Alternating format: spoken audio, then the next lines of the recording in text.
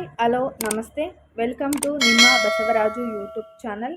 ಇವತ್ತಿನ ಈ ವಿಡಿಯೋದಲ್ಲಿ ಕರ್ನಾಟಕ ಪರೀಕ್ಷಾ ಪ್ರಾಧಿಕಾರ ಇಲಾಖೆಯಿಂದ ಸರ್ಕಾರಿ ಉಪಕರಣಗಾರ ಮತ್ತು ತರಬೇತಿ ಕೇಂದ್ರದಲ್ಲಿ ಖಾಲಿ ಇರುವಂತಹ 74 ಹುದ್ದೆಗಳ ಬಗ್ಗೆ ಮಾಹಿತಿ ಕೊಡ್ತಾ ಹೋಗ್ತೀನಿ. ಅದರಲ್ಲಿ ಯಾವ ಯಾವ ಪೋಸ್ಟ್ಗಳು ಖಾಲಿ ಇದೆ, ಎಷ್ಟು ಖಾಲಿ ಇದೆ, ಎಜುಕೇಷನ್ ಏನು ಮಾಡಿರಬೇಕು, ಸ್ಯಾಲ್ರಿ ಎಷ್ಟಿರುತ್ತೆ, ಅಪ್ಲಿಕೇಶನ್ ಫೀಸ್ ಎಷ್ಟಿರುತ್ತೆ, ಲಾಸ್ಟ್ ಡೇಟ್ ಯಾವಾಗ, ವಯೋಮಿತಿ ಸಡಿಲಿಕೆ ಏನಾದರೂ ಇದೆಯಾ, ಈ ಥರ ಇನ್ಫಾರ್ಮೇಷನ್ನ ಈ ವಿಡಿಯೋದಲ್ಲಿ ಕೊಡ್ತಾ ಹೋಗ್ತೀನಿ. ಸೊ ವಿಡಿಯೋ ಶುರು ಮಾಡೋಕ್ಕಿಂತ ಮುಂಚೆ ನಮ್ಮ ಚಾನಲ್ನ ಸಬ್ಸ್ಕ್ರೈಬ್ ಮಾಡ್ಕೊಂಡಿಲ್ಲ ಅಂದರೆ ದಯವಿಟ್ಟು ನಿಮ್ಮ ಬಸವರಾಜು ಯೂಟ್ಯೂಬ್ ಚಾನಲ್ನ ಸಬ್ಸ್ಕ್ರೈಬ್ ಮಾಡ್ಕೊಳ್ಳಿ. ಇದೇ ರೀತಿ ಜಾಬ್ ಇನ್ಫಾರ್ಮೇಷನ್, ಗೌರ್ಮೆಂಟ್ ಜಾಬ್ ಆಗಿರ್ಬೋದು, ಪ್ರೈವೇಟ್ ಜಾಬ್ ಆಗಿರ್ಬೋದು, ಇನ್ಫಾರ್ಮೇಷನ್ನ ನಾನು ಈ ಯೂಟ್ಯೂಬ್ ಚಾನಲ್ಲಿ ತಿಳಿಸ್ತಾ ಹೋಗ್ತೀನಿ ಅಂತ ಹೇಳ್ತಾ ವಿಡಿಯೋ ಶುರು ಮಾಡೋಣ. ಇವಾಗಲೇ ಹೇಳಿರೋ ಹಾಗೆ ಕರ್ನಾಟಕ ಪರೀಕ್ಷಾ ಪ್ರಾಧಿಕಾರದ ವತಿಯಿಂದ ಇದು ಅಧಿಸೂಚನೆಯನ್ನು ಬಿಟ್ಟಿರುವಂಥದ್ದು 3/4/2024 ಅಧಿಸೂಚನೆಯನ್ನು ಬಿಟ್ಟಿದ್ದಾರೆ. ಟೋಟಲ್ ಆಗಿ 74 ಹುದ್ದೆಗಳು ಖಾಲಿ ಇರುವಂಥದ್ದು. ಸರ್ಕಾರಿ ಉಪಕರಣಗಾರ ಮತ್ತು ತರಬೇತಿ ಕೇಂದ್ರದಲ್ಲಿ ಖಾಲಿ ಇರುವ ಉಳಿಕೆ ಮೂಲ ವೃಂದದಲ್ಲಿರುವ ಒಟ್ಟು 74 ಹುದ್ದೆಗಳಿಗೆ ನೇರ ನೇಮಕಾತಿ ಅಂತ ನಡೀತಾ ಇದೆ ಅಂತ ಹೇಳಿದ್ದಾರೆ. ಸೊ ಯಾವ್ಯಾವ ಹುದ್ದೆಗಳು ಖಾಲಿ ಇದೆ, ಟೋಟಲ್ ಆಗಿ ಎಷ್ಟು ಹುದ್ದೆಗಳು ಖಾಲಿ ಇದೆ, ಏನೇನು ಓದಿರಬೇಕು ಅಂತ ನೋಡೋದಾದರೆ, ಲೆಕ್ಚರರ್ ಪೋಸ್ಟ್ಗೆ ಖಾಲಿ ಇರುವಂಥದ್ದು. ಅದರಲ್ಲಿ ಅವರು ಇಂಜಿನಿಯರಿಂಗ್ ಮಾಡಿರಬೇಕು. ವೇತನ ಶ್ರೇಣಿ ಬಂದು 45,300ರಿಂದ 88,300ರವರೆಗೆ ವೇತನ ಶ್ರೇಣಿ ಇರುವಂಥದ್ದು. ಅದರಲ್ಲಿ ಡಿವೈಡ್ ಮಾಡಿದ್ದಾರೆ 7 ಹುದ್ದೆಗಳು first class masters degree in mechatronics engineering ಅಥವಾ ಟೆಕ್ನಾಲಜಿ, ಅಂದರೆ ಮಾಸ್ಟರ್ಸ್ ಡಿಗ್ರಿ ಮಾಡಿರಬೇಕು ಮೆಕಾಟ್ರಾನಿಕ್ಸ್ ಇಂಜಿನಿಯರಿಂಗಲ್ಲಿ ಅಂತ ಹೇಳಿದರೆ. ಮತ್ತು ಇನ್ನು 7 ಹುದ್ದೆಗಳು masters degree in electronics and communication engineering ಅಥವಾ ಟೆಕ್ನಾಲಜಿ ಅಂತ ಹೇಳಿದ್ದಾರೆ. ಇನ್ನು 4 ಹುದ್ದೆಗಳು masters degree in computer science engineering and technology, masters degree ಮಾಡಿರಬೇಕು ಕಂಪ್ಯೂಟರ್ ಸೈನ್ಸ್ ಇಂಜಿನಿಯರಿಂಗಲ್ಲಿ ಅಂತ ಹೇಳಿದ್ದಾರೆ. ಸೊ ಎರಡನೇದು ಇಂಜಿನಿಯರ್ ಪೋಸ್ಟ್ಗೆ ಖಾಲಿ ಇರುವಂಥದ್ದು. ಅದರಲ್ಲಿ 2 ಹುದ್ದೆಗಳು ಖಾಲಿ ಇದೆ. ಇದಕ್ಕೆ ವೇತನ ಶ್ರೇಣಿ ಬಂದು ಸೇಮ್ ಇರುತ್ತೆ, 45,300ರಿಂದ 88,300ರವರೆಗೂ ಇರುತ್ತೆ. ಇದರಲ್ಲಿ degree in mechanical engineering or production engineering ಅಂತ ಹೇಳಿದ್ದಾರೆ. Next proficiency in computers as determined from time to time through GTTC office order ಅಂತ ಹೇಳಿದ್ದಾರೆ. ಇದರಲ್ಲಿ ಮೆಕ್ಯಾನಿಕಲ್ ಇಂಜಿನಿಯರಿಂಗ್ ಮಾಡಿರಬೇಕು ಅಥವಾ ಪ್ರೊಡಕ್ಷನ್ ಇಂಜಿನಿಯರಿಂಗ್ ಮಾಡಿದರೂ ಸಹ ನೀವು ಈ ಇಂಜಿನಿಯರ್ ಹುದ್ದೆಗೆ ನೀವು ಅಪ್ಲಿಕೇಶನ್ನ ಹಾಕ್ಬೋದು. ನೆಕ್ಸ್ಟು 3ನೇದು ಪೋಸ್ಟ್ ಬಂದು ಆಫೀಸರ್ ಗ್ರೇ 2 ಅಂತ ಇದೆ. ಅದಕ್ಕೆ ನೀವು ವೇತನ ಶ್ರೇಣಿ ಬಂದು 40,900ರಿಂದ 78,200ರವರೆಗೆ ಇರುತ್ತೆ ಅಂತ ಹೇಳಿದ್ದಾರೆ. ಟೋಟಲ್ ಆಗಿ 2 ಪೋಸ್ಟ್ಗಳು ಖಾಲಿ ಇರುವಂಥದ್ದು. ಇದಕ್ಕೆ bachelor degree in arts or science or business admin award by a university established by law in India ಅಂತ ಹೇಳಿದರೆ. ಇದಕ್ಕೆ ಡಿಗ್ರಿ ಮಾಡಿದರೂ ನೀವು ಅಪ್ಲಿಕೇಶನ್ ಹಾಕ್ಬೋದು. Bachelor of degree in arts ಆಗಿರ್ಬೋದು, ಸೈನ್ಸ್ ಆಗಿರ್ಬೋದು, ಯಾವುದೇ ಮಾಡಿದರೂ ಅಪ್ಲಿಕೇಶನ್ನ ಹಾಕ್ಬೋದು. ನೆಕ್ಸ್ಟ್ ಇನ್ನೊಂದು ಹೇಳಿದರೆ proficiency in computers as determined from time to time through GTTC office order ಅಂತ ಹೇಳಿದರೆ ಕಂಪ್ಯೂಟರಲ್ಲಿ ನೀವು ಕಂಪ್ಯೂಟರ್ನ ಕಲ್ತಿರಬೇಕು ಅಂತ ಹೇಳಿರುವಂಥದ್ದು. ನೆಕ್ಸ್ಟು 4ನೇ ಹುದ್ದೆ ಬಂದು ಫೋರ್ಮನ್ ಗ್ರೇಡ್ 2 ಅಂತ ಇದೆ. ಇದಕ್ಕೆ ವೇತನ ಶ್ರೇಣಿ ಬಂದು 37,900ರಿಂದ 70,850. ಇದಕ್ಕೆ 4 ಹುದ್ದೆಗಳು ಖಾಲಿ ಇರುವಂಥದ್ದು. ಇದಕ್ಕೆ ನೀವು ಡಿಪ್ಲೊಮಾ ಇನ್ ಮೆಕ್ಯಾನಿಕಲ್ ಇಂಜಿನಿಯರಿಂಗ್ ಅಥವಾ tool and die making in a recognised institution approved by AICTE ಅಂದರೆ ಡಿಪ್ಲೊಮಾದಲ್ಲಿ ನೀವು ಮೆಕ್ಯಾನಿಕಲ್ ಇಂಜಿನಿಯರಿಂಗ್ ಮಾಡಿದರೂ ಇದಕ್ಕೆ ನೀವು ಅಪ್ಲಿಕೇಶನ್ನ ಹಾಕ್ಬೋದು. Next post diploma certificate in the relevant trade ಅಂತ ಇದೆ. ಇದಕ್ಕೆ ನಿಮಗೆ ಡಿಪ್ಲೊಮಾ ಸರ್ಟಿಫಿಕೇಟ್ ಬೇಕಿರುವಂಥದ್ದು.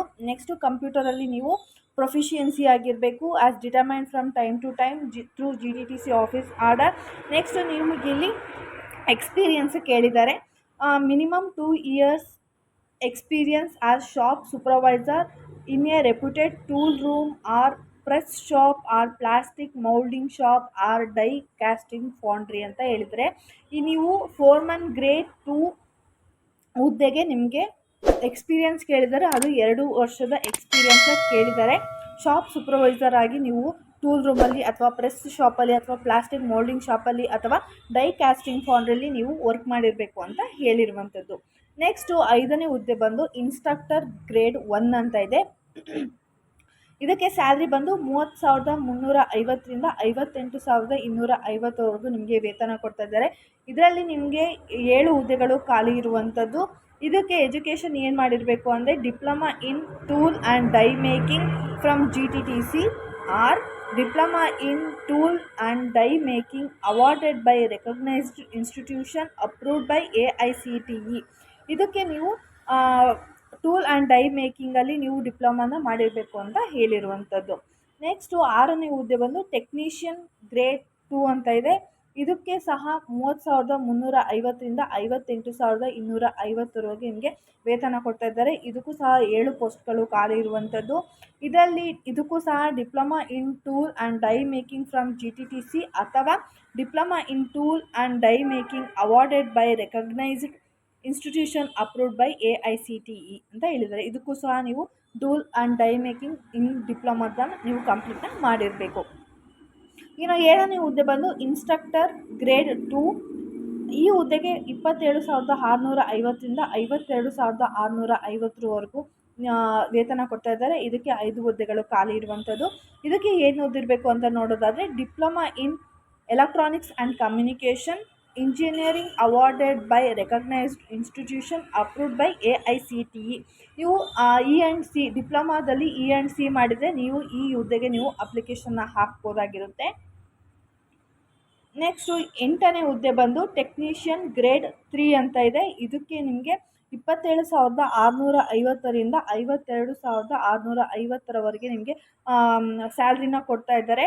ಸೊ ಇದಕ್ಕೆ ಈ ಟೆಕ್ನಿಷಿಯನ್ ಗ್ರೇಡ್ ಹುದ್ದೆಗೆ ಟೋಟಲ್ ಆಗಿ 20 ಪೋಸ್ಟ್ಗಳು ಖಾಲಿ ಇರುವಂಥದ್ದು. ಅದರಲ್ಲಿ 5 ಹುದ್ದೆಗೆ ನೀವು ಈ ಡಿಪ್ಲೊಮಾ ಇನ್ E&Cಯಲ್ಲಿ ಡಿಪ್ಲೊಮಾ ಮಾಡಿರಬೇಕು.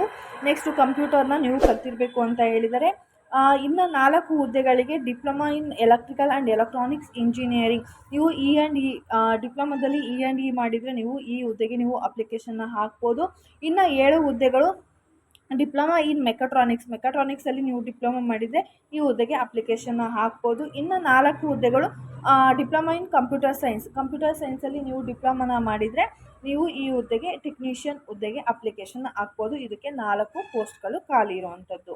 ಇನ್ನು ಟೆಕ್ನಿಷಿಯನ್ ಗ್ರೇಡ್ 4 ಇದಕ್ಕೆ 23,500ರಿಂದ 47,650ವರೆಗೂ ನಿಮಗೆ ಸ್ಯಾಲ್ರಿಯನ್ನು ಕೊಡ್ತಾ ಇದ್ದಾರೆ. ಟೋಟಲ್ ಆಗಿ 4 ಪೋಸ್ಟ್ಗಳು ಖಾಲಿ ಇರುವಂಥದ್ದು. ಅದರಲ್ಲಿ 2 ಪೋಸ್ಟ್ಗೆ 2 years ITI electrical trade certificate obtain from the institution affiliated to NCVT ಅಂತ ಇದೆ. 2 years of ITI electrical trade ಅಂದರೆ ITIಯಲ್ಲಿ ನೀವು ಎಲೆಕ್ಟ್ರಿಕಲ್ ಟ್ರೇಡ್ ಮಾಡಿದರೆ ನೀವು ಈ ಹುದ್ದೆಗೆ ನೀವು ಅಪ್ಲಿಕೇಶನ್ ಹಾಕ್ಬೋದು. ನೆಕ್ಸ್ಟು ಇನ್ನು 2 ಹುದ್ದೆಗಳು ITI in mechanic machine tool. ITIಯಲ್ಲಿ ಮೆಕ್ಯಾನಿಕ್ ಮಷಿನ್ ಟೂಲ್ನ ನೀವು ಮಾಡಿದರೆ ಈ ಟೆಕ್ನಿಷಿಯನ್ ಗ್ರೇಡ್ 4 ಹುದ್ದೆಗೆ ನೀವು ಅಪ್ಲಿಕೇಶನ್ನ ಹಾಕ್ಬೋದು.